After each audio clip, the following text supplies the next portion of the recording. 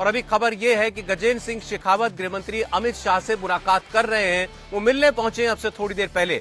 गजेंद्र सिंह शेखावत ये भी बड़ा चेहरा है राजस्थान का, केंद्रीय जल संसाधन मंत्री हैं और चुनाव में इनकी बड़ी भूमिका भी रही थी। राजपूत चेहरा है, जोधपुर से आते हैं। जोधपुर अशोक गहलोत का जो गृह जिला है वहां से आते हैं। वहां की सारी सीटें इस बार भारतीय जनता पार्टी ने जीती हैं। बहुत जबरदस्त स्ट्राइक रेट बीजेपी का वहां पर रहा है। अशोक गहलोत अपनी सीट निकालने में कामयाब हुए, लेकिन अपने जिले में उनकी बाकी सीटों पर करारी हार हुई है। और गजेंद्र सिंह शेखावत उसी जोधपुर से आते हैं, बड़े नेता हैं, सीनियर लीडर हैं और उनकी अमित शाह से इस वक्त मुलाकात जो है चल रही है। और राजस्थान के अंदर ऐसा लगता है कि जो हलचलें हैं उस सब के बीच दबाव बनाने की कोशिश खास तौर पर वसुंधरा राजे कैंप की तरफ से की जा रही है। जिस तरीके से उन्होंने पिछले 2 दिनों के अंदर 50 से ज्यादा विधायकों से मुलाकात की है, अपने घर पर एक एक विधायक ने जाकर उनसे मीटिंग की। इसके अलावा वसुंधरा राजे ने फिर एक डिनर भी वहां पर दिया था अपने विधायकों के लिए। और आज ये खबर जो आई कि वहां पर 7 विधायकों को एक रिजॉर्ट में ले जाने की कोशिश की जा रही थी और उसमें जो विधायक बढ़ चढ़कर हिस्सा ले रहे थे वो वसुंधरा राजे के करीबी बताए जा रहे हैं, ऐसा हमारे सूत्र बताते हैं।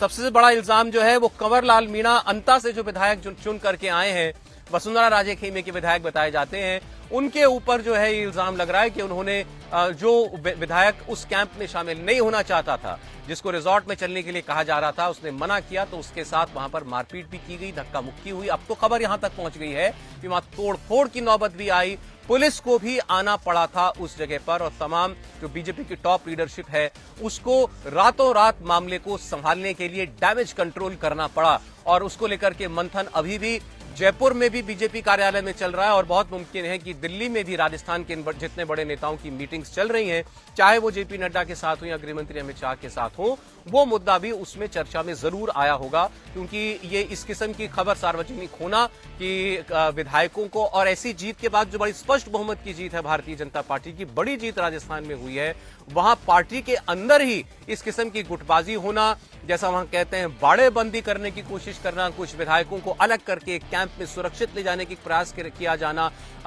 किसी एक नाम को आगे बढ़ाने के लिए, वसुंधरा राजे के नाम को आगे बढ़ाने के लिए किया गया, ऐसे इल्जाम लगाए जा रहे हैं।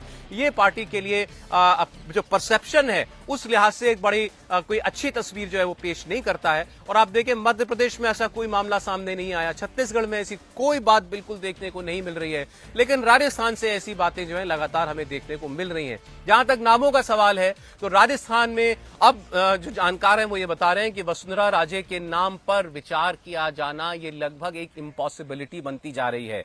और वसुंधरा राजे की जो गुंजाइश है वो अगली मुख्यमंत्री हो ये न के बराबर बताया जा रहा है। और शायद यही वजह है कि वो अपने नाम को आगे बढ़ाने के लिए या उनके समर्थक उनके नाम को आगे बढ़ाने के लिए तरह तरह के प्रयास कर रहे हैं। इसके अलावा जितने नामों की चर्चा वहां पर चल रही है उसमें अर्जुन राम मेघवाल, उनका नाम जो है बड़ा आगे बताया जा रहा है, वो भी केंद्रीय मंत्री हैं, केंद्रीय कानून मंत्री हैं, अभी उनका एलिवेशन भी हुआ।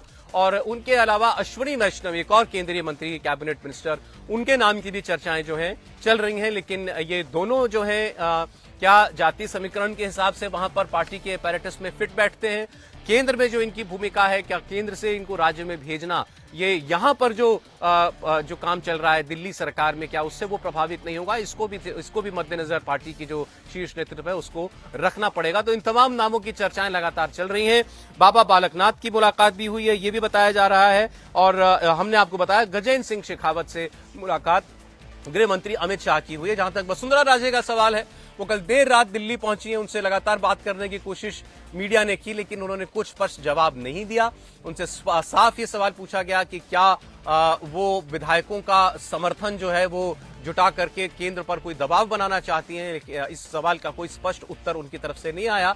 दिल्ली के नेता भी ये कहने से बच रहे हैं। उनका कहना है कि बीजेपी में ये खेमेबाजी, गुटबाजी, बाड़ेबंदी, इन सब चीजों की कोई स्थान नहीं है। लेकिन ये बड़ा स्पष्ट है कि राजस्थान में इस किस्म की कोशिशें और प्रयास चल रहे हैं और खास तौर पर वसुंधरा राजे के जो समर्थक हैं वो उनके नाम को आगे बढ़ाने की कोशिश कर रहे हैं। उनका यह कहना है कि वसुंधरा राजे एक सर्वमान्य नेता राजस्थान में है, उनकी लोकप्रियता में किसी को कोई शक नहीं है, इस लिहाज से तीसरा मौका वसुंधरा राजे को मिलना चाहिए। लेकिन जो घटनाक्रम पिछले 3 दिनों में चला उससे वसुंधरा राजे का नाम आगे बढ़ा या उससे वसुंधरा राजे के खुद के उम्मीदवारी के जो चांसेस हैं उसको नुकसान पहुंचा, धक्का पहुंचा, ये जरूर सोचना पड़ेगा। तो राजस्थान से सबसे ज्यादा हलचल की खबर है। जितनी हलचल राज्य में चल रही है उतनी हलचल यहां दिल्ली में भी चल रही है।